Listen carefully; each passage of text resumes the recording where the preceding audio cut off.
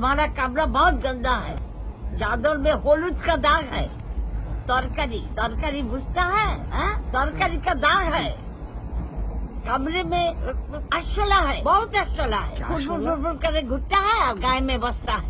क्यों? बाथरूम से दुर्गंध आता है, हम लोग बचेगा कैसे?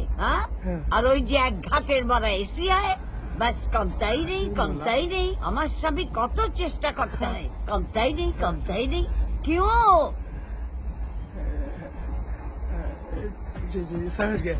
ठीक है बाजी।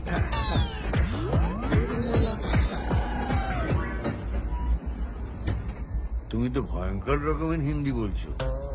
কেন? ও তো ঘান্নার লোক, সব বুঝেছি।